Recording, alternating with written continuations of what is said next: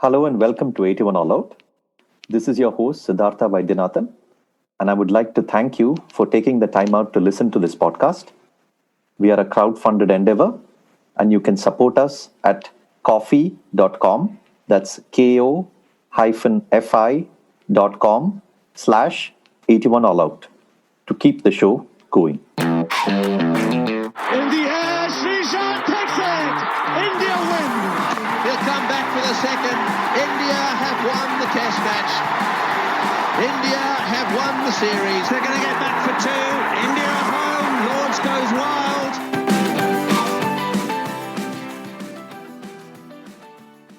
Hello and welcome to a new episode of the 81 All Out podcast.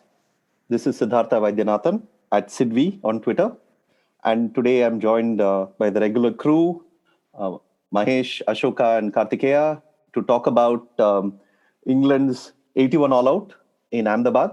As a podcast that calls itself 81 All Out, it gives us great pleasure to have the first 81 All Out in a test match since this podcast began. I think the previous one was in 2017, and now we finally have this. Was just looking up. I think there have been 5 or 6 instances in Test history of a team being bowled out for 81, and this is the latest. So thank you, England. You have given us a great gift in this third Test match. But on a serious note, so the match where that finished in less than 2 days, the shortest Test in terms of overs since 1935, and India went through 2-1 up in the series, and England are officially out of the World Test Championship final. So, hello all of you. Welcome to the show. Hello, Sidney. Ashoka, Mahesh, Kartikeya. Hello, guys. Hey, hi. Hello. Hi. So first of all, let us start straight off with the elephant in the room. The elephant in the room is this 22 yards called the pitch. My take on this is very simple. It was. I don't think words like diabolical are, really apt for this kind of pitch, because when you start calling a pitch like this diabolical, then what do you call the pitch at Sabina Park in 1998 where the match was abandoned? Then you have to find like new words and new superlatives to start describing those sort of pitches. The fact is, okay, it was at the further end of the spectrum in terms of, bowler-friendly pitches, for sure. It was not dangerous. Nobody was going to get maimed or anything on this pitch. It was, the bounce actually was not extremely uncertain or anything like that. It wasn't like balls were shooting through and rolling onto the stumps or anything like that. The turn was absolutely exaggerated, no doubt about it. And of course, 21 wickets fell because of the straight ball, but that is also largely because the turn was exaggerated. But I think, to suddenly every time, to then go into like the extreme and say like this was the worst pitch ever, then you're in trouble. Then what do you call something that is actually the worst pitch ever? So it's not an ideal pitch. I'm not somebody who feels that a test match should finish in less than 2 days. But if it happens once every 50 tests, then you live with it. And I'm okay living with it. I understand why some people could be upset. This was a day-night test. Families might have had plans to go to the match. Families might have had plans to watch the match. All that is taken, point well taken.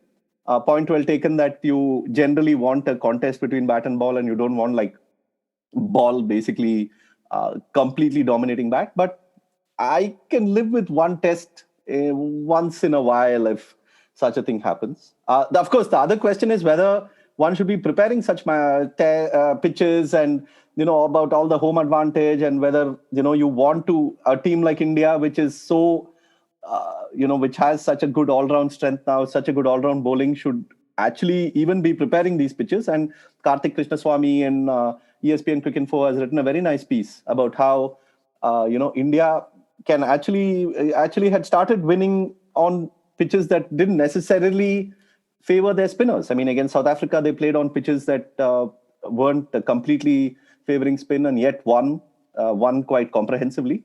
So that is a different question, whether, India should be preparing such pitches, what is the ideal pitch India should want to prepare, etc., etc. But This is my spiel to start off. So, Ashoka, you can come in and contradict everything I've said at the moment. Yeah. Slightly feeling angry now because not just you, I think the whole world missed this. Like nobody's talking about this. Like I searched Cricinfo, I went through highlights. Nobody's talking about this great fact. Did you guys know that this test match between India and England was played in the biggest cricket stadium in the world? Oh, wow. It's not the biggest Amazing. cricket stadium in India. It's not even the biggest cricket stadium in Gujarat. This is the biggest cricket stadium in the world. In fact, if you see it from Andromeda Galaxy, you can see the only thing from Earth, man-made structure you can see is this stadium. And if you zoom in, you can see Sri Jayasha, waving very friendlily at you. So these kind of things, first of all, everybody should acknowledge. I think nobody spoke of it. And I'm very angry at the commentators, okay? Because this is something that you should mention right off the bat. But I am seeing this match ended in 2 days. That is something that we'll come to. But in 2 days, nobody's speaking about this. And I am kind of pissed. So that is something that we should acknowledge. Biggest, BIGEAST. That level, biggest. Second of all, pitch. It favored spinners abnormally. So what's the big deal is what I have to ask. Everybody saying a test match is not supposed to end at 2 days. Some people also said that there should be 4-day test matches. Some people say that test matches should be banned. So we are in the subjective realm of opinions and feelings, which is all okay. Fact is that this was a great pitch where the ball behaved the same way it behaved from the first over till the last ball that was bowled. And that is very rare in test matches, and which makes the toss, completely useless. Sure, it gave advantage only to spinners, but, it made batting difficult. But weren't these the people who say that test match is the ultimate test of batting? I would like to, score a 50 in such conditions that is equivalent to 300 in other conditions. All these stories they say, but when it comes to, one such situation, when we witness it, we are all up in arms about this is such a shame. This is a sand pit. This is a beach that India has thrown out to us and all that. So I don't understand if you clarify your goalpost, we can play to that goalpost. If you keep switching goalposts, it's very hard to play a game. And if you say in the middle of a football match, this is a hockey match, then we don't know what to even say. So I don't know, but it was a very entertaining 2 days. I do wish that it was a longer test match because, I can, slack at work and watch cricket and not be productive at office. We'll cut this out in the edit. So apart from that, I was very happy with this. But I would again like to remind everybody that we played cricket in the biggest stadium in the world. Not in India, amazing. In the world. I completely missed me on that. But also, I'm surprised that when you said, batsmen who score 50 equivalent to 300, Mahesh didn't immediately pounce and say, of course, a batsman did score 50. Now, I was about to say, does it get counted as 300 against Rohit or not? No, it doesn't. Because for him, the yardstick is, if a batsman gets a 50, he has to convert it to 100. Otherwise, he's not a good batsman. And if he converts it to 100, he should not do it in India, but outside. Even if he's playing in India, he should somehow do it in Joburg or something. See, let's be very clear. Okay, Mahesh, Rohit Sharma is a turning track bully. It has been proved now enough number time and of times. again, back to back. The guy can only bat on turning tracks. It's a fact. See, you can bet that if Rohit Sharma plays enough tests and makes test centuries in every possible ground in the world, people will say, see, Elon Musk is sending SpaceX to Mars. Has he scored 100 in Mars? If he has not, please don't even come to us with an argument. Okay, so let us first get to the pitch before we get to Rohit, because if we get to Rohit, then Mahesh will then finish the whole podcast talking about Rohit only. So yeah, Mahesh, on to you about the pitch. Yeah, one, like you mentioned, I think we always need outliers like this. If every match is like that, obviously it's going to be disappointing, but we need such outliers, and that kind of makes it exciting for us to watch, and it brings sort of new skills and stuff. But the more important thing here is a lot of us are talking as if, pitch preparation is an exact, precise science, and a curator has this magic wand in his hand where he can, work out all the variables at play and make a made-to-measure pitch.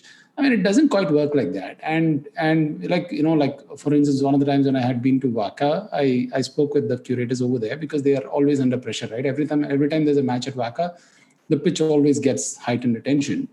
And historically, Waka as a wicket has always produced, high scoring games, compared to even like Melbourne, let aside other grounds in the world. But, because of a certain perception, mainstream perception of how Waka wicket should be, they're always under pressure to deliver that wicket. And almost always or often they end up disappointing because they can't quite make it like that way. And here you have one, it's a new stadium, new ground, new pitch, playing it for the first time. Then you add the lack of preparation or whatever due to COVID, and then 2 back-to-back tests. And then you add the most critical factor, which is the pink SG ball. So the last time they played with the pink SG ball against Bangladesh, that produced one of those outlier games as well. Apart from the duration of the test, just how dangerous it was to play the short ball against a ball which was perceived to be very heavy, right? Even fielders perceive the ball to be very heavy. And subsequently, they've kind of improved the condition of the ball to some extent. But even like the guys at SG are not 100% sure that it'll hold up the way it's expected to. And a good part of the steady nature of all those dismissals of the straighter ones that we saw is explained partly by the ball. I mean, we don't know exactly how much of it is contributed by the ball, but everybody knows that there's an extra layer of shine on the pink ball. And that tends to skid on a lot more than the red ball. So it's very likely that the same wicket played with the red ball would have probably been very different. And I know a lot of people don't take this well, and honestly speaking, India was quite cruising along, right? They were 100 for 3 when Rohit and Rahane had come and Rohit was batting. And it looked like they would go on to score 300 runs. And then there was a collapse. And I know Root's 5-wicket haul is being made as this absolute clinching evidence that this wicket is not fit for Test cricket or whatever there is. But come on. I mean, Madanlal has taken a 5-wicket haul in Australia. I mean, Michael Clarke has taken a 6-wicket haul in India. Plus, he took 3 wickets in Sydney when the draw was an absolute certainty. So these kind of outliers do not become the evidence for something, Mike, Joe Root himself has said, if I can take 5 wickets, then that says everything that needs to be said about the pitch. So that is a guy who played the game, okay? And he's coming up with such a statement. So I don't know what even to say. No, but the fact is that he bowled beautifully. Irrespective of whether he's a part-timer or not, if you just take that spell, if you just take those overs he bowled, it was a beautiful spell of bowling. So I don't know what is this, even if Joe Root. I mean, even Joe Root can have a very good spell. Other people are not saying it. Joe Root himself is saying, if I can take 5 wickets, that's all that there needs to be said about the pitch. And I am stunned by that because, Macha, did you not see what you did? I mean, this is the equivalent of, Shardul Thakur saying, if I can score a 50, then you can see the pitch. I mean, that's not true. Every part-time, every person who is can do something very well with their lesser skill on some days. No, Kumble will say, Kumble was the solitary centurion in the 2007 India-England series, right? Like, he could argue, if I can score 100, why not other batsmen? I mean, that's really taking to ridiculous. The greatest thing I read on the internet was, if Ishant Sharma and Jack Leach can hit sixes on this ground, then that is all that there needs to be said about this pitch. Oh, yes. Ishant Sharma, by the way, which was his first 6 in Test cricket. Test career.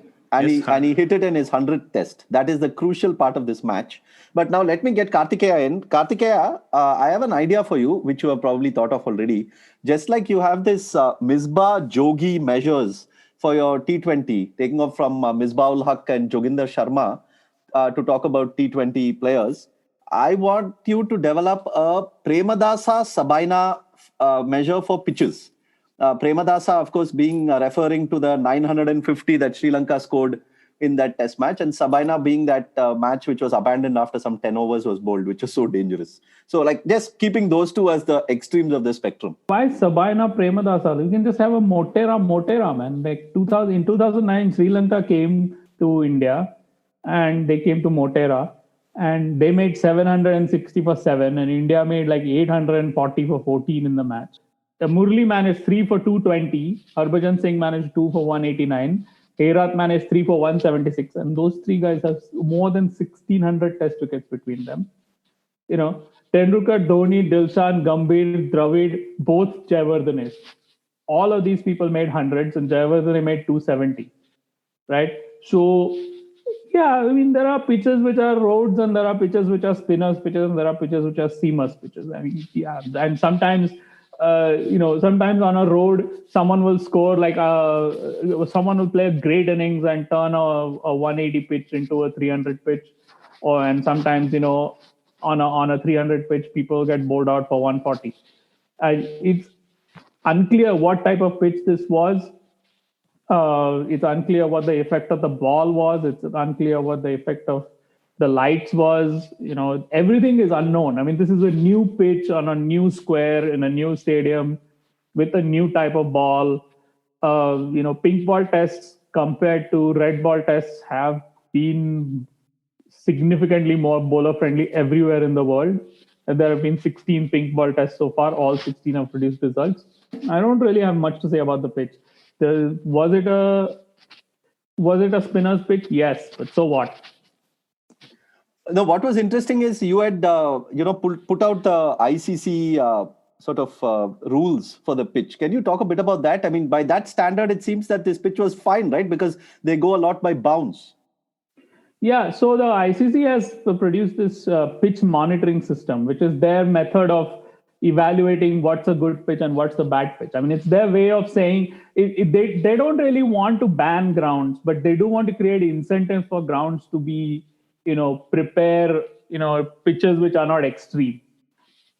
And so, I mean, they have one definition of what a good pitch is for test matches and another definition for tests, for T20s and ODIs. There's a test match pitch and outfield report, which the match referee is supposed to fill out during the match as the match is progressing. And it has 10 questions. And I have the 2018 version of it when it came out. So it has like a bunch of questions, did it have uniform covering of grass along its length? If uniform, was the grass cover light, medium, or heavy? If grass cover is not uniform, please give details. Like, this is basically trying to get, was the pitch completely dry in the commencement of the match?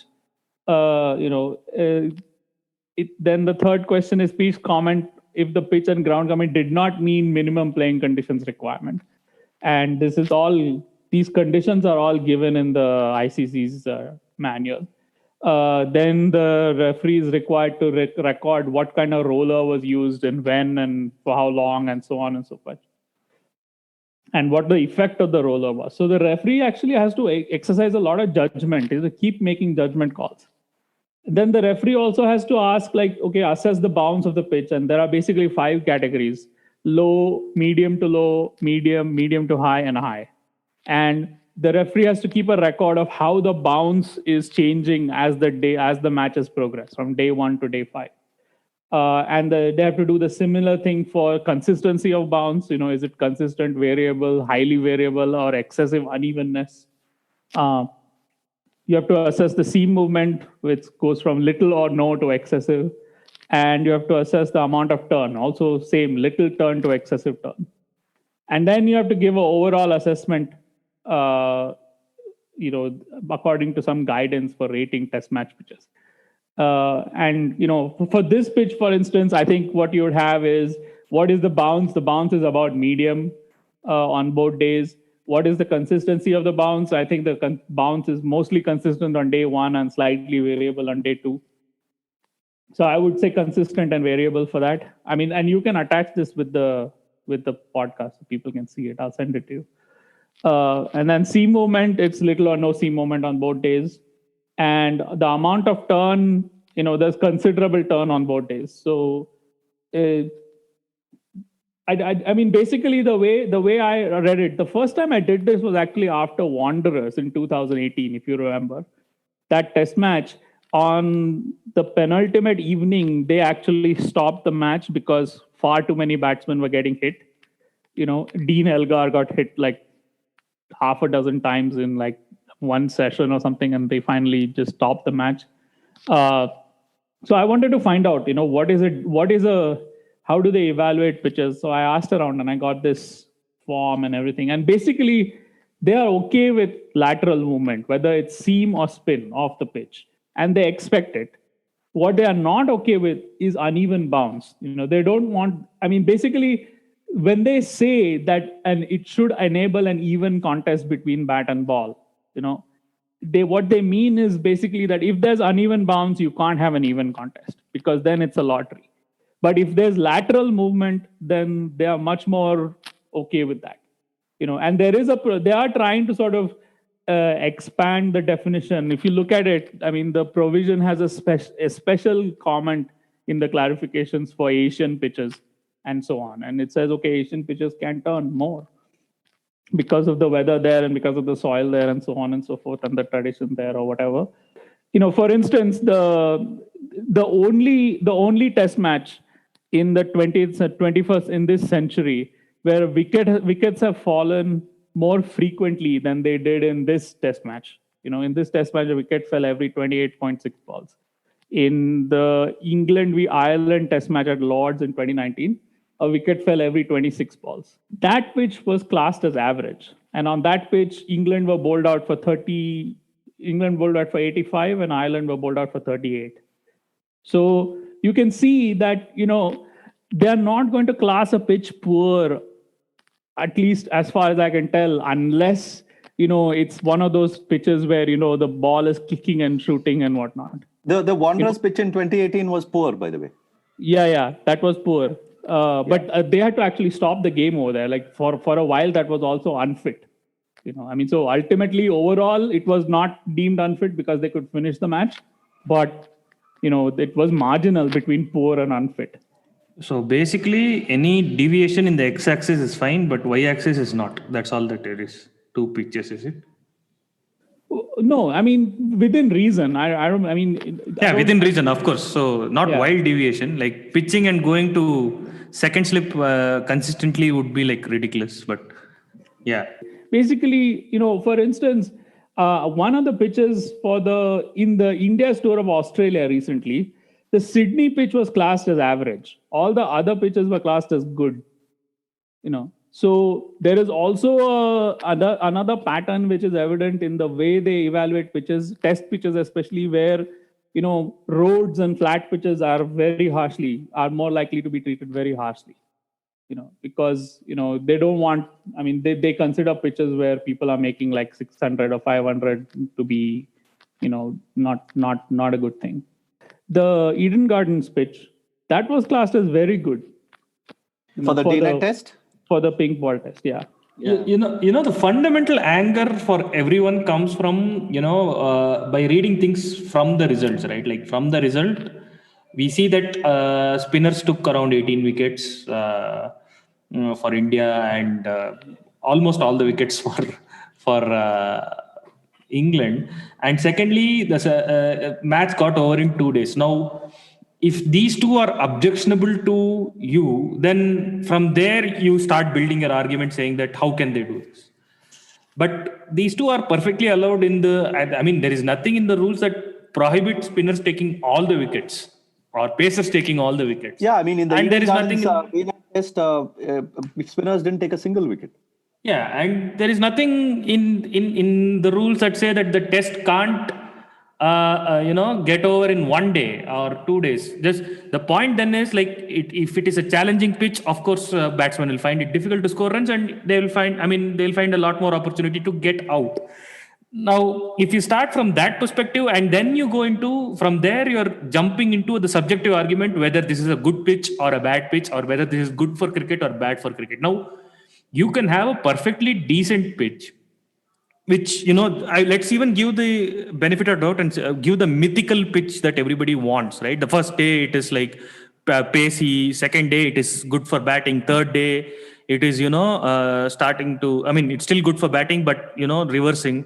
Fourth day you have spin, fifth day it is like a nail biter, and then ball is like dominating. So this is the mythical pitch, right? Like even in this mythical pitch, if batsmen fumble on day one against pace and get out for like 100, and the second team also gets out for 100, and third day, even though it is good for batting, some bowler finds in him to take like 20 wickets, or 10 wickets, and the match gets over in 2.5 days, then from that result, you can't just say that the pitch has gone bad.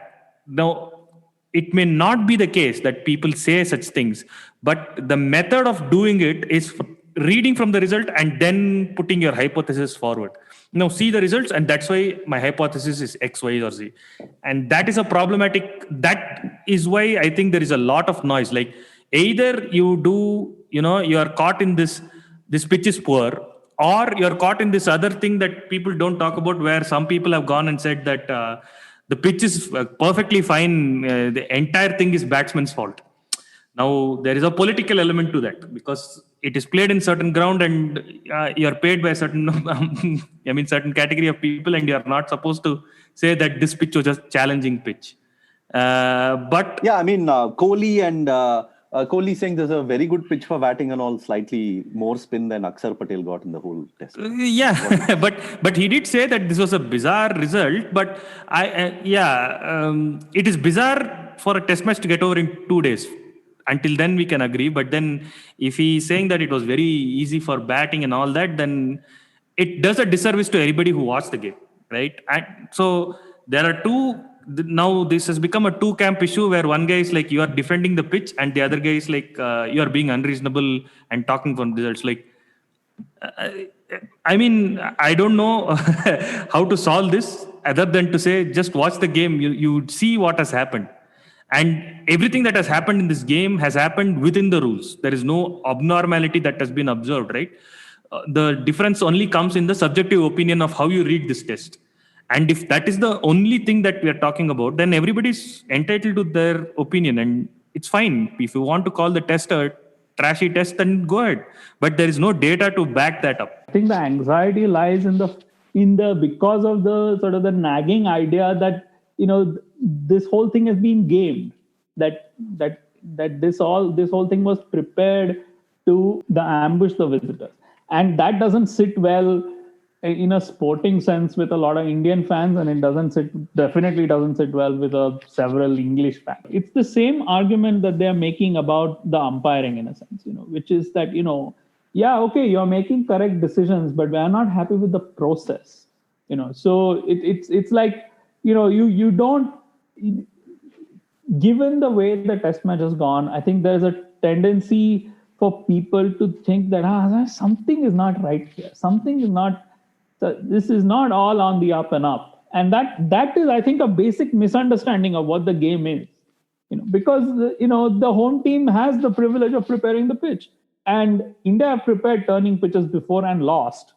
For example, at Wankhede Stadium in 2013 against England, because England had better spinners. And India did not win this test match because they prepared the pitch. India won this test match because they have better bowlers for these conditions. So, for a minute there, India were about to lose this test. They were 120 for 8. And, last, if not for those 20-30 runs, and even in those 20-30 runs, the lead was 33. You didn't know whether this was, two bad innings or if this was going to be the pattern. If England had scored at least 150, India could have been in trouble. We don't know.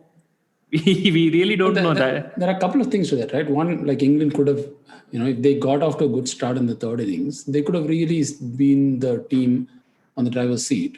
The other thing is that, especially the complaint coming from the England camp, and when I say England camp, the team is relatively more civil and diplomatic, but the larger English media, which for some reason, for very good reason, acts like an extension of the team, is that if you're complaining about the pitch and you have such great insights about the pitch after the result, like going into the test, like Rohit Sharma, for instance, in one of the press conferences was asked about the pitch. Typically pink ball tends to favor the fast bowlers. That's what happened in the Bangladesh test as well. And there was a fair bit of grass on the pitch at that time of speaking. And Joe Root was talking up this as a big sort of factor helping England. And Rohit Sharma very clearly said we expect it to turn. So there was a very clear reading of the pitch. And I remember KD tweeted that saying, unless England read the pitch wrong, they are favorites to win or something like that. And they did read the pitch wrong. There's no question about it. India came out with the correct sort of, came with 3 spinners, despite it being a pink ball test. And Rohit Sharma, if you had any doubt about it, spelled it out in the press conference before the game started that they expect the pitch to turn. So you can't have completely different wisdom from what you had the day before the match to a day after the match is over because of what happened in the course of the match. The way we discuss all this, and it is not just the Indian press or the English press, but just the way the cricket press discusses all this, is that, what is a better pitch? A better pitch is one which is better for batting. A deteriorating pitch is a pitch which is becoming better for bowling. But a pitch which becomes better for bowling is never a better pitch. It's never improving if it becomes better for bowling. So we have this idea that it's really a batsman's game. But in reality, pitches are prepared by home teams to suit the home team's bowlers. They are never prepared to suit the batsman, because it's the bowlers who are going to win test matches. England don't prepare seaming wickets because that's the way the weather is and they like the way they look. They prepare them because they have like basically endless supply of seam bowlers who can basically take 20 wickets in a test match in England. So that's why they play 4 fast bowlers. That's why they have Ben Stokes and 3 other fast bowlers every time they play a test match in England. That's not, there's a clear connection between the kind of pitches they prepare and the kind of team they select. It's the same with India. Part of this has to do with, we have to try and sort of describe this properly. It's not a question of, defending the pitch or I don't think it's a question of defending the pitch or, questioning motives or something. I think it's worth asking why motives are questioned. I think motives are questioned basically because there's this basic misunderstanding about what is going on, and what is going on is that England don't have more than one spinner. They have one decent spinner in Jack Leach this time. And they don't have faith in the other spinner. Yeah, they're not confident enough about the other spinner to pick him. So they're playing basically Stuart Broad and James Anderson and Jofra Archer on these wickets. It's like India picking, Ashwin, Jadeja and Kuldeep Yadav for a test match at Lord's when, they haven't got basically because they haven't got a second fast bowler. It would be like that. But there's a larger point people are asking is that India now have, a extremely well-rounded team. They have gone and won in Australia. They have gone and won in Gabba. They have won in many countries.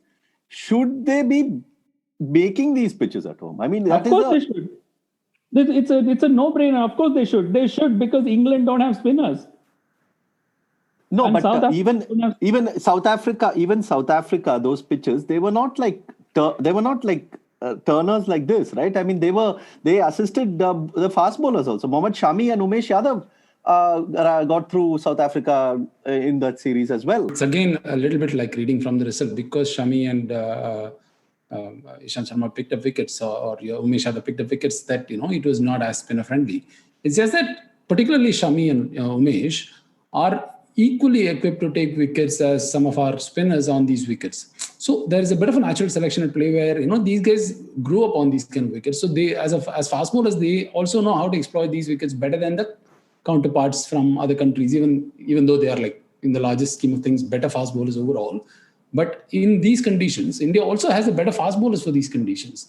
Even if you look at, even the first test, right, on a very flat wicket, if you look at how Ishant and Bumrah bowled, that was very instructive of, the skill gap to bowl in these kind of wickets, even for fast bowlers. So it is not, one, by preparing these wickets, India is giving the spinners an advantage, but they also know their fast bowlers could perform quite well on these wickets. And the other thing is that India has produced, India is a massive country with wide variety of conditions, even within the country. And like what happened in Chennai was a classic example, right? One was a very flat wicket. The toss had a massive advantage. And the difference between the 3 good bowlers in the Indian team and the 2 backup bowlers, so to say, which was Washington Sundar and Shahbaz Nadeem, was so apparent, right? The level of control that Ashwin, Bumrah and Ishant exercised in the test could have been the difference, if not for the fact that two other bowlers were leaking on a flat wicket where the toss proved to be pivotal. So I don't think it's fair to say that India is preparing these kind of wickets as if they have absolute control over them. Of course, they have some bias, they have some preference, and the preference makes perfect sense when you have quite possibly the greatest spinner India has produced. And Jadeja, when he's playing, is not too far behind. I mean, he could be in the discussion for the greatest spinner as well, and certainly in the discussion for one of the greatest all-rounders India has produced, apart from being a top-class spinner. So when you have two such assets in the team, why wouldn't you do it?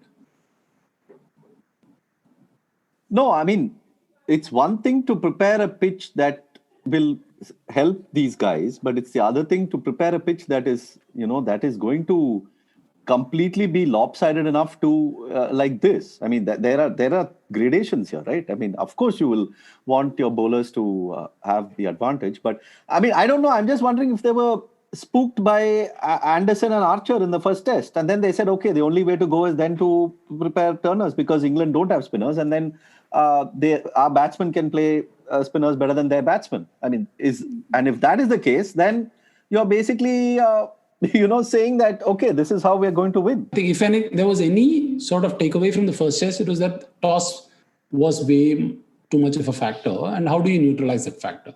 To the extent that I want to even say that these are sort of specified made to order pitches, I don't think they are fully made to order pitches. To the extent that I even want to venture in that territory is probably to say that they wanted toss to be less of a factor than it was in the first test.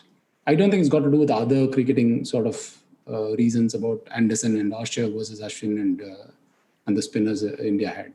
And that action of taking toss away from your decision making or toss away from the result, it's also fraught with risk, right? Like India could have actually lost this test. I mean, it was not inconceivable that India will not lose this test.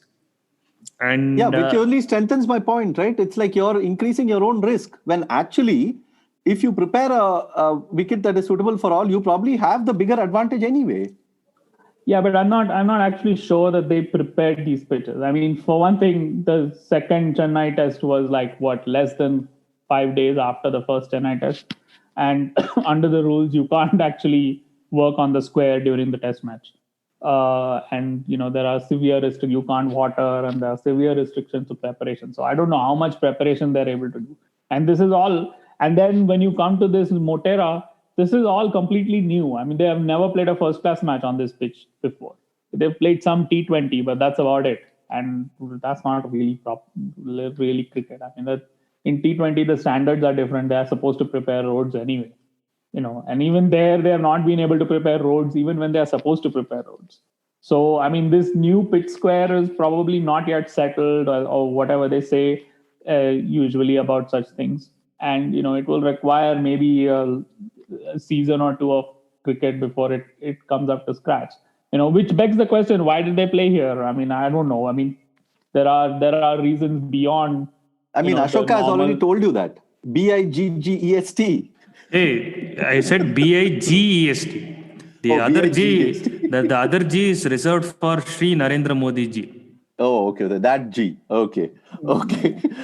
All right. So, okay. I think this discussion will go on, and I'm sure that after the next test also we will have discussions about the pitch, irrespective of how it plays, whether it's a road or not. If any of you have a final point to make about the pitch, make it now, because we are going to Rohit Sharma after that, and then you know where that will go. Yes, home advantage is entirely legitimate. Okay, home advantage is entirely legitimate. And talking about home advantage, the greatest batsman at home since Bradman, Mahesh, please talk us about the innings of his, both the innings of his actually. He should be dropped. He should be dropped. Now you talk. Yeah, he should be dropped for not playing well in South Africa 2 years back. Hey, what man? Your Prithvi Shaw is scoring 227 in one day. This guy is scoring 66 and 28. And he has scored 9,000 runs in ODI. Can't he score like 200 runs against one spinner? I mean, Jack Leach. It was never any help to fast bowlers. There was just one spinner. And he gets out to that spinner. Like, this is all, I don't know. This is not a very good sign for Rohit Sharma. But Corner will say his own theory. Go on. No, I mean, I have no theories. He's a terrific test batsman, and every time he's got an extended rope, he's proven that. And I mean, even after the Australia series, where he looked good, but he didn't quite convert the starts. And the way he played in Chennai, especially the second test, was a very good evidence of why he's such a good test batsman. Only thing that I've noticed in the last two games, especially after what happened in Australia, where he got out to near the line, trying to sort of chip him over the mid wicket and getting caught at long on, he came out to the press conference and said, "This is the way I play, and this is what the team wants me to do," and so on and so forth. And I was a little surprised by the way Vikram Ratho kind of polished that point around in the chat with Ashwin, and also subsequently the chat with, I don't know who it was in Cricinfo, where he talked about shot selection, where he discussed about how he was playing the pull shot. And the problem is not the pull shot as such, but why was he going over the top? That is the first dismissal. Then he talked about what was the need to go over the top in that situation, especially when there was a fielder there. So if you look at what he's done since then, like if you look at his pull shots, either he's going clean over the top, going for a six, or he's kind of trying to roll his dress over and trying to hit it along the ground. That's what we noticed in the last two tests. And I also noticed that he doesn't go for six as a release shot, which is a much big relief which is a massive relief for me, because I think that's something that's crept into his game like sometime in the last 3 or 4 years, when he got this reputation as this big, massive six-hitter. Like earlier when he was, like even when he made his debut or in some of his earlier good innings, if you notice, he only goes for the big sixes against spinners later on in the innings, well after his 50. So that release shot is off. I mean, partly dictated by conditions. And if you looked at all his press conferences, he's very clear. He reads the conditions properly. He has a very clear template going into the innings. And he plays according to that, right? I mean, even if you look at his footwork, he doesn't really strike too much forward against fast bowlers, even with the new ball. But he's got very good control of the bat speed. There's a very clear sort of tweak these guys make, all these modern sort of batsmen who play multiple formats. It's amazing how they're able to change a lot of the minor tweaks in their game to move from one format to another. And it's so obvious in Rohit's case where his sort of mental map of what shots to play and what shots not to play, plus his bat speed and where he meets the ball when he's defending, and the soft hands that he brings forth, which ensures that even when he edges, he doesn't, the ball doesn't carry. It's all there for to see. There's so much sort of intelligence built into his batting, which is, I mean, not just him. It is true for almost all top order batsmen India has. It's just that with Rohit, it's never given the credit. And all that came out to see, and it came out to see in two matches where other batsmen didn't quite sort of enhance their reputation as much as he has. So we should drop Kohli, you're saying? Well, that's one way of reading what I said. No, you're clearly saying Rohit must be made captain and Kohli should be dropped. Okay, we understood. No, and no, what he said was very interesting point was how, the multi-format, it's like, we have discussed before on this podcast as well, how it's very, very few batsmen have actually, thrived in all three formats for an extended period of time. I mean, A.B. de Villiers comes to mind, Kohli comes to mind, but though, of course, it is jury is still out, especially in Kartikeya's case, whether Kohli is even a good T20 batsman. Yeah, but Rohit is now very well in that same category. I mean, he has been for a while, but I'm saying, it struck me how he probably plays more, as much cricket as Kohli and more cricket than many of the Indian top order batsmen across formats. And yet, has clearly found a way to adjust. And being a test opener in this bowler-friendly era comes with its own challenges. So, yeah, it was very interesting to watch. But Mahesh, also talk us a bit about that second innings of his. I mean, of course, it was 49 runs to chase, and it's not like the thing. But it was very interesting to watch him, against coming down the track against the spinners, and coming down the track, which almost very, very few players did in this test for obvious reasons. No, he's historically done that. Like even when he plays, I mean, I'm going by a lot of my experience of watching him in Ranji Trophy, because that's where I've seen him play a lot of spin. Apart from his first couple of tests, he's always done that. He doesn't come out as often as Pujara does, but he does come out to both defend and tap it to long on for single, as well as go for the big shots. I think what he did consciously in Chennai, for instance, was he somehow thought that was a wicket on which you have to play across the line and sort of go for the sweep as much as possible to disrupt the length of the bowlers. But here, I think he was a lot more comfortable going down the wicket, and I think, like you mentioned, the 49 run was given such a small score, it was very liberating. And in fact, till the last six that he hit of Root, he went down primarily to defend as a form of defense, and it's a bit like Pujara, right? When the ball is turning a lot, he tends to go down a lot to defend. Probably he took a leaf out of his book, but it's not something that he's not done before. So, I noticed something in this test match about the batsmen, especially about the English batsmen and also the Indian batsmen. This has to do with defense. And, Ashwin I think it was either after the first test or the second test, I forget. But he made this observation that, playing spin at 85, 90 miles an hour, 85, 90 kilometers an hour, so about 60 miles an hour, it's possible to play it off the pitch. There is time to adjust to playing the ball after it turns. Whereas with seam bowling at 85, 90 miles an hour, at that length, if the ball is moving after it pitching, you have no chance of making any real adjustment because there's just not enough time. As a result, what happens is that in England, a lot of batsmen develop this method where basically when the ball is seaming, they are obsessed about maintaining their shape and defending their stump. Right. I mean, they're going to play. They're going to play close to the body, not react to where the ball is going. Just keep defending the line of off stump. So that if the ball seams, you will most likely get beaten outside off stump. But that's a very sort of steady. That's a very steady way of playing the moving ball. And I thought a lot of the England batsmen like Sibley and Crawley and all against the spinner, they were trying to play the same way. Whereas Root and Foakes were the two English players who were trying to play the spinner off, defend the spinner off the wicket, trying to adjust with the hands off the wicket, So, Kohli was trying to do that, and Rohit Sharma is able to do that. And, Rohit Sharma has got enormous amount of time to play the ball. And so, with these four players, Foakes, Root, Rohit Sharma, Kohli, especially with these four players, I noticed that, when they get forward really early and they are waiting on the front foot to try to play the ball with the hand. They will adjust their forward defense to go and meet the ball where it is. Whereas some of these other ones, when they get beaten, it's because they can't adjust in time. Whereas because the ball is coming back in with the arm and their pad is in the way. Like to play that properly, they have to actually move their pad out of the way, and that there's not enough time often to do that, even though they try. Whereas with a lot of the other English batsmen, they don't play like that.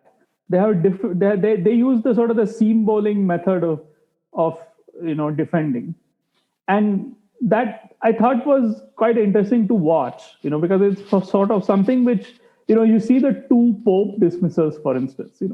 It makes them react to the length more than to what the ball is doing off the pitch. So Pope is and then on a and then someone like Ashwin with his class, he's got them on they're like puppets on a string for him. Pope is in both innings, he's following the flight of the ball and following the drift, and then at the very last minute he tries to come forward, and then by then it's too late. So his wicket of Root in the first innings was exceptional, I thought. Yeah, he beat Joe Root in the flight. That never happens. I've never seen Root get beaten in the flight against a spinner before. Basically talking about Pope.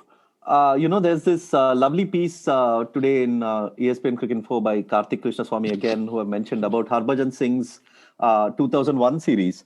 And one nugget there in that piece is about how Ricky Ponting was having such a tough time playing spin in that series. And then he talks about this conversation he had with Mohammad Azharuddin about playing spinners. Yeah. And, Azhar, when he reveals 2 points that Azhar made. Azhar basically says that, Indian batsmen use their, play spin basically with in two modes. One, they either use their feet and they come down and they hit the ball even before it spins. Or two, they wait until the ball has reached the top of its bounce after it's spun, and then they adjust. They never assume that the ball is going to behave in a predictable way. That is the quote. So the fact is that Oli Pope basically did the exact opposite of that. I mean, he already seemed to be guessing where the ball is going, and then he played. He never waited for the ball to, bounce and then make the decision after that. The other problem for Ollie Pope particularly is that, one, he's coming to India for the first time and batting on these wickets, plus against a guy who's at his absolute peak. I mean, what Ashwin did to Pope, especially in the second inning, where it was a torture treatment. He had such mastery over what he was doing and such clarity of thought on what he's going to do to the batsman. It was only a matter of time before he's going to get him. And to do that, like one from round the wicket and one from over the wicket in back-to-back innings, shows you everything, and it tells you everything you need to know about the difference between what Ashwin is on, at this stage of his career versus where Ollie Pope is at this stage of his career. But it's just breathtaking. I know in a match where Axar Patel was clearly the bowler of the match, but Ashwin had some magical balls. The Joe Root one that he beat him in flight, and again beating the inside edge of the bat from that angle, and to Ollie Pope beating the outside edge from that angle. It's just extraordinary skills. We are just privileged to witness Ashwin at this. I mean, in fact, he talked to Shiva after the match. I'm talking about Ramakrishnan on his 400 wickets. And Shiva asked him, "Is this the best you're bowling?" And he said, when I had this good phase between 2015 to 17, everybody asked the same question. And at that time, I thought that was it. But now I seem to have gone up a gear. So I wouldn't rule out moving up a gear later in my career. That is how good he's bowling. I mean, all of us would have thought, that 2015 to 17 Ashwin phase was a peak. And he's bowling even better than that. It's like, if not, it's painful to say that he's not like for me, given my affinity to cricket in Chennai, and he comes from Chennai and he's such a proud representative of cricket, Chennai cricket. I want to say he's the greatest bowler of all time, greatest spinner of all time. But there's this bloody Murali Dharan out there and I can't say it. And that's like so irritating. So you got to qualify yourself. But you can definitely say he's the greatest Indian spinner of all time. That is true. I think that, at least for me, that's true. And that's been true for a while. And if there's any solace from a sort of parochial perspective, it's just that the two best off spinners the game has seen are Tamilians. If you miss seeing him in the match, the highlights package won't do justice to, you'll just see the dismissals, which is just the climax. So what led to that climax is actually the fun part of it. That you will miss out. So it is worth seeing him in action these days. I mean, he's like blockbuster on these pitches. He's like fantastic. Even in that Ollie Pope second innings, right? I mean, there was the previous ball. It was like one massive off spinner that basically went way outside leg, and the umpire even gave it runs as 4 runs when it was nowhere close to the bat. And Ashwin was having a bit of a discussion with the umpire, saying, "What the hell what are you talking about?"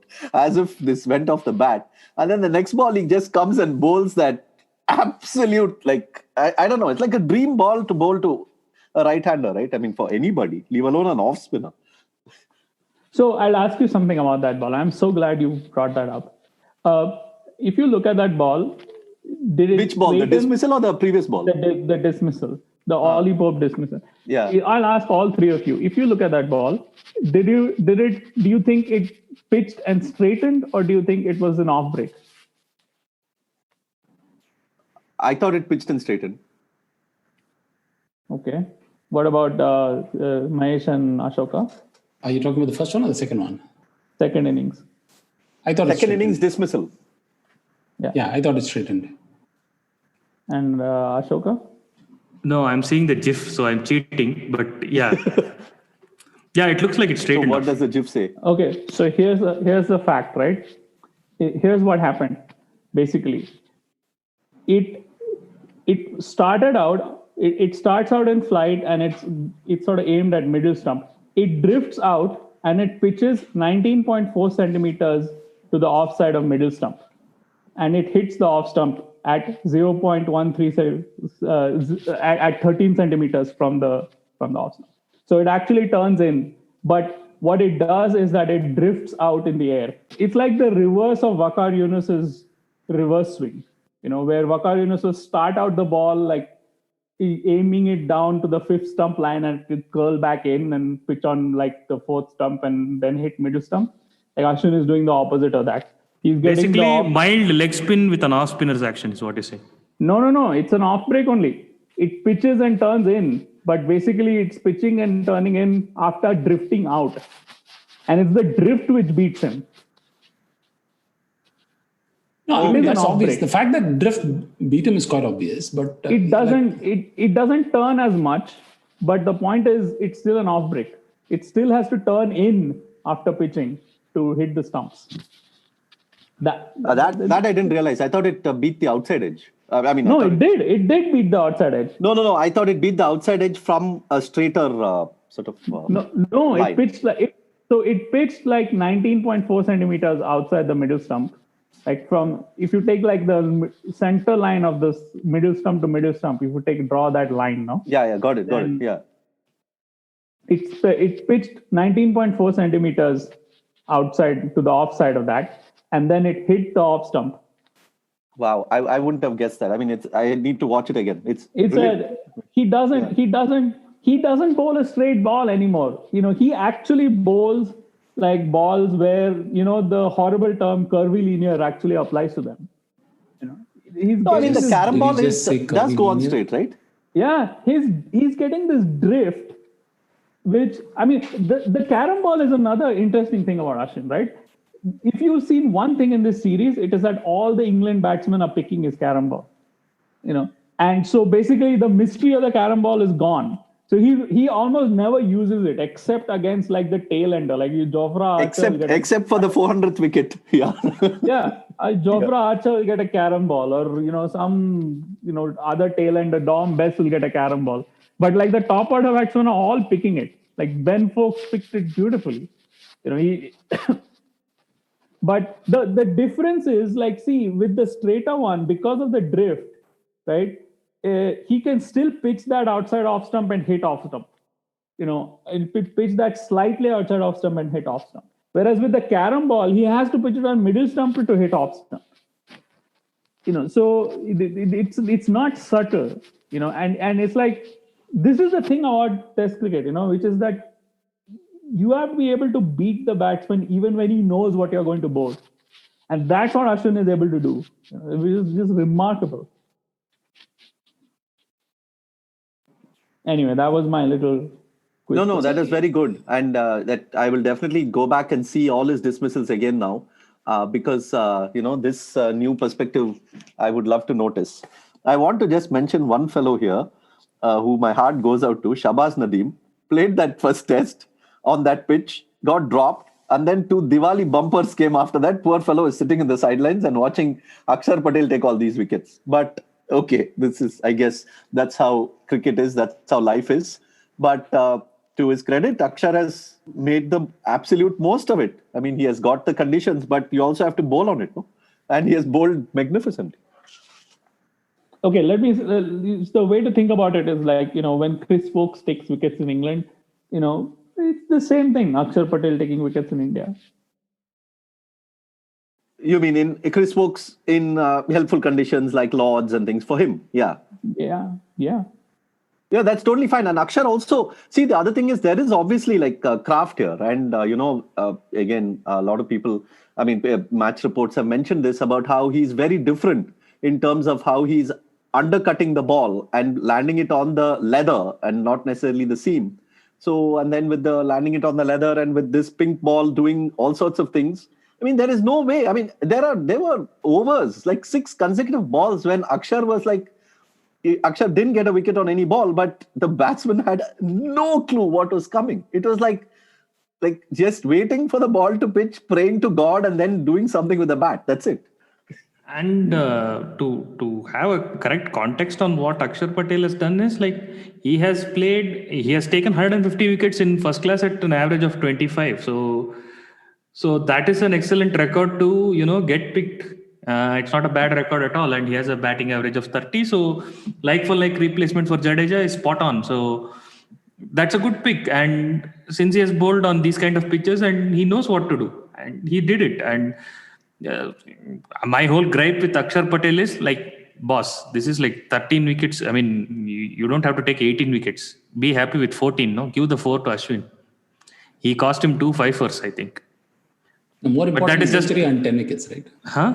Century and a 10 wicket haul. Century and a 10 wicket haul. And this time around, this 5 wicket haul was cost by this Washington Sundar guy. For no reason, man. That guy should have just bowled one over. Bowled it wide. Srinath had that sense when when Kumble was on like 9 wickets. This guy came and took off wicket first or second ball. This is completely unprofessional is what I was thinking. No, but Washington Sundar, didn't he replace Ashwin? So, or did he replace Axar? Axar, I think. Okay. Yeah. I mean, Washington Sundar, I guess Kohli said afterwards, I had to give him something. I wanted him to take at least 1 wicket. It's like some consolation prize. You go to there and then you just sit and do nothing. Okay, at least take this one. Usually he bats well. On this occasion, he didn't bat well. So at least let him bowl. Unfortunately, he got the good ball. I mean, of all Root wickets, I think that was a great wicket, I thought. That was Root's best ball. Yeah, fantastic bowling. I mean, Rishabh Pant, he kind of swatted something that was going outside off, and then he got 2 wickets, which are 2 basically were slogs. I mean, all 3 were slogs, I think. Even Bumrah was a slog, right? He was not LBW. He was not. He also slogged. Yeah. So, Bumrah was a slog. Yeah. So him getting 5 is, come on, man. 3 people slogged him in the context of the match, and those slogs went to hands. And he bowled 2 good balls, which is... I have some basic doubt. Who's player of the match? I still don't know. Axar Patel, right? They gave it to a bowler? Shocking. Yeah, I know you'll be surprised, but they did. But in this one instant, actually, it would have been fine if they'd given it to Rohit, man. No, it would not have been fine. No. It absolutely would not have been fine. What is it? Even in Chennai, for instance, KD's point is that they gave it to Ashwin because he scored 100, not because he took wickets. Dude, I mean, on this kind of a pitch, if you don't give it to a batsman, then... No, it's okay. If that point is valid, the last test that KD quoted, where Jayawardene scored 270 or whatever, you should have given it to the guy who took 3 wickets, right? But they wouldn't. No, I'm all for that. I'm all for giving bowlers the award in the road and batsmen the award in this kind of pitch. Every type of pitch, there's some excuse for giving the batsman some prize. That's how it is. This game, it's like everything in cricket is good when the batsmen are going well. Everything in cricket is deteriorating, bad, terrible, disintegrating, shambolic when the bowlers are doing well. It's just like, it's like the bowlers are like the real masters of this game, and like all the prizes go to the batsmen. And it's my theory about that is that it's because bowlers are very hard to observe and batsmen are like everything is obvious with the batsmen. No, I mean, Kartikeya's point about Foakes is well made, but I think even with Foakes, there is a Foakes who does well in England after becoming Foakes, and there's someone who's coming through the ranks and bowling for the first time, and coming trumps on the first occasion itself. And it's not just the wicket, right? It's what he did. On the same wicket, even Ashwin was second to him, right? So there was something that he did. One, naturally, that kind of wicket helped his style of bowling. But even as he mentioned in the press conference and stuff, is that when he saw a certain result for his bowling, he was able to adapt further, right? If he was undercutting, he was undercutting more. And, these days, this whole term natural variation is so abused in commentary.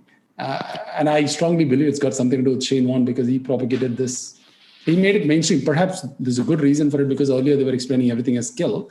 And he got into this. But, I think Murali Kartik did a good job of explaining why, why on a wicket like this, hitting the leather makes a bigger difference than hitting the seam.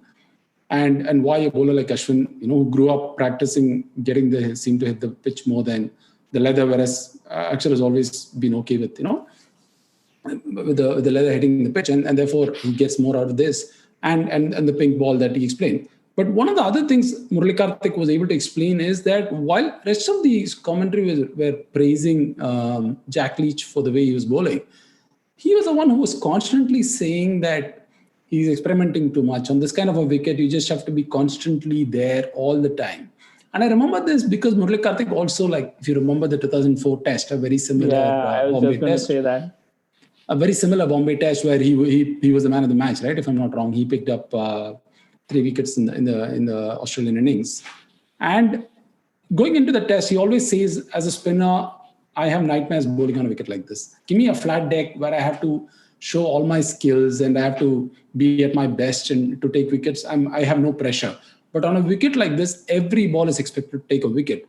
And God forbid if I experiment something and screw up, the price of that is quite high. And even then, he said, on a wicket like this, I don't have to do anything. I just have to bowl the ball there on a length and let the wicket do the rest. And that's not an easy thing, right? So he was the only commentator who was highlighting this difference between what Axar Patel did and what Jack Leach was not doing, despite the fact that from a distance, Jack Leach's figures look impressive. But he wasn't as potent as he could have been had he held on to that plan of consistently being there on a length rather than trying different things.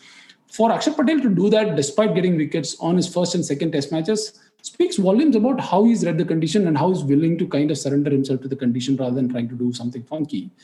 And within that, he was able to tweak his, the way he undercut the ball, the way he was getting a little more round arm and making use of the pitch to enhance whatever natural advantage he had. And that came out quite clearly in the way he spoke. I think natural variation is good. I think it's a much needed term, but at the same time, it can't be used to dismiss a lot of the other things that a bowler does. So finally, umpires.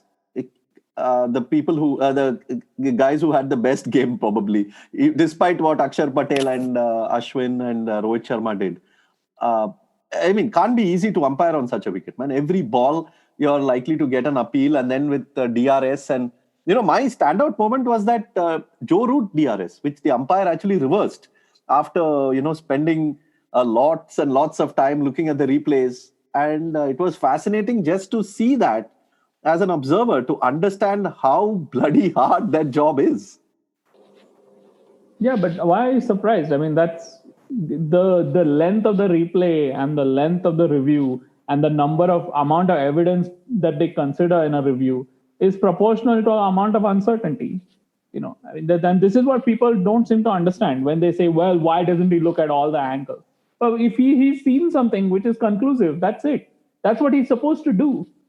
Because what is the umpire doing there? The umpire is deciding, well, is there evidence here to reverse a decision in a catch, right? And in the LBW, it's like, law 36 basically says that, if the umpire is not satisfied that it's not hit the bat, I'm paraphrasing, but that's basically what it says, that umpire is not satisfied that it's not hit the pad first, he won't give it out.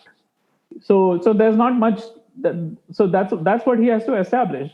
The umpires are performing extremely precisely according to the rules, and the problem is that people have not read the rules. And here, by people, I don't mean just random people on Twitter. I also mean people who actually write about cricket for a living.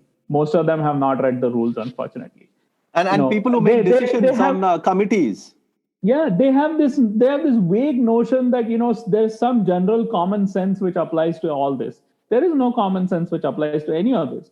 There is a precise set of rules. There's precise things which different types of DRS reviews, and umpires have, and there's a whole document which specifies how they are supposed to behave, and how they're supposed to act. Now, there is an interesting aspect to this, which is that, the TV umpire is the only time that the umpire ever speaks in a way that is heard by the public. Otherwise, when the umpire is giving a decision on the field, the umpire never speaks. After the match, the umpire never speaks. The only umpiring conversation or the only umpiring, thinking and words that you hear are when the TV umpire is reviewing evidence and saying what happened. So, what this means is that it's not TV umpire. Being a TV umpire is not just a job where you have to make decisions. It is also a performance, and there is something to be said for being artful about that performance. For instance, the procedure was followed absolutely correctly in that Rohit Sharma stumping. Now you can disagree with the umpire that particular frame was not conclusive. But the point is that once the umpire decided that particular frame was conclusive, that's it. He had to give it out. That that was the end of the matter. Now he has to give it in. Sorry. That was the end of No, the the match. reason I brought up that Joe Root thing was because it had so many dimensions to it, right? Like, see, number one, the ball hits the pad, a ball hits whatever, the ball hits something, and then immediately Joe Root is, you could see that he was asking Ben Stokes whether it was high. But the fact is, and then the commentators were speculating as to if it hit the bat, how come he didn't immediately review? Wouldn't he have known it hit the bat? That is one thing. So obviously there is a case in which a batsman plays a ball and doesn't know it has hit the bat. It happens all the time. It happens very often. Then it happened to Sibley also. It happened to Sibley also when the edge went to Pant. And then the second case of that is that then the umpire has made a decision of out. Then it goes to the third umpire. Now I'm just hypothetically imagining a situation where the on-field umpire is now not there. Imagine if the video umpire has to take the decision entirely on his own. But then the moment he sees that video, he has no basis on which to actually make a decision, like to go on. But at least here, with this umpire already made the decision, then he has this frame of reference. So all I'm saying is that particular instance explains so much about DRS in like just a few minutes. Yeah. And the other thing is, look at the amount of evidence he's seeing. He's seeing the replay itself, right? He's seeing the RTS, which is showing when there's a spike. And, the RTS doesn't know whether the spike is the bat or the pad, right? But it knows that there is a noise, right? And then he has to basically, make a deduction based on like the synchronized frames, with the side-on camera and the RTS and, what he saw before from the front-on camera and everything. And basically, you see, the other problem is that the umpire does not decide one, A or B. The umpire decides A or not A. The umpire decides whether something is conclusive or inconclusive. And inconclusive is like a negative conclusion, right? It is saying that I cannot decide one way or the other whether you're right or wrong. So let's stay with what you have already decided, right? And that is sort of that conclusion can only be reached, by exhaustion. Like you have seen all the evidence and you have no further evidence to see, and you're still not able to make up your mind. Then, so that's why the inconclusive reviews are usually take very long. If you remember, and I remember this because I used to watch DRS reviews very intently back in the day before they began to broadcast the conversation. And commentators used to always say, oh, this review is taking really long. That's a good sign for the batsman, and that meant that, because it's taking long, it means that there is nothing obvious which is telling the umpire that the decision is right or wrong, and that people seem to misunderstand. People seem to think that, there's some rule that, the umpire has to see all the angles. He doesn't have to see all that. He's not a fool. The umpire has to make a judgment about, whether a conclusion is possible. And if a conclusion is possible, that's it.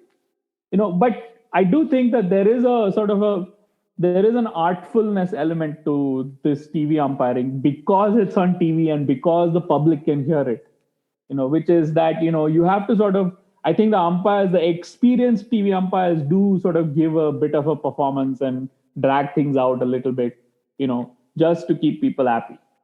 And, you can argue that, these umpires are not as experienced about, umpiring and being TV umpires for test matches, because, let's face it, in a T20 or a ODI, there's no bad pad catches. And there's no batsmen are rarely defending. So there's no LBW on defense or any of that either. So, there is certainly some inexperience among the TV umpires, but that's like that's not bad umpiring. That's just bad. That's not even bad. That's just a little bit artless public performance. Okay, but I have a question here. The question is that, okay, now this obviously there is at different levels, there is a breakdown of the relationship between players and umpires. Like in almost every match, you will find some kind of thing going on. How does this improve? What is the solution for people giving the umpires some more esteem? I think the players do give the umpires a lot of esteem. I think the public doesn't give them any esteem.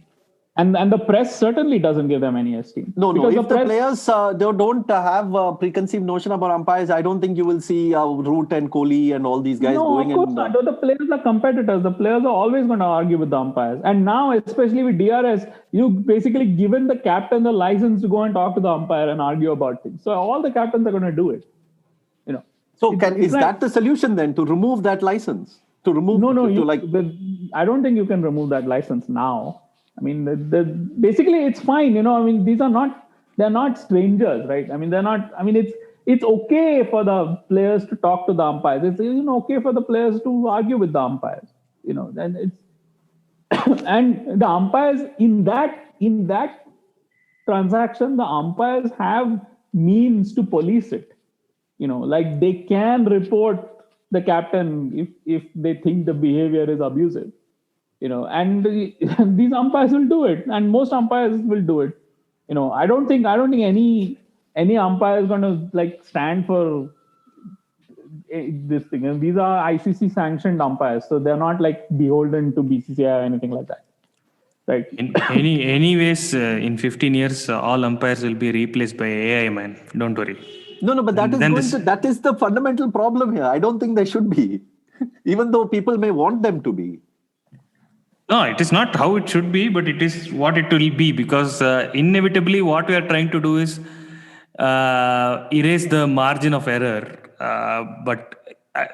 And improve your simulation of an incident so that you can predict better on what a dismissal type or what a outcome of a situation is. So if that is all that there is going to be, then you're going to have systems that are going to be endlessly improving. It will be slow. It will not be 15 years, but eventually we'll get there where there will not be any human intervention in in judging outcomes for a specific dismissal or so any it'll just other be like for every ball, every appeal, it'll just be a green or a red that will pop off at somewhere. Mostly, but that's fine. I don't necessarily have a problem with that.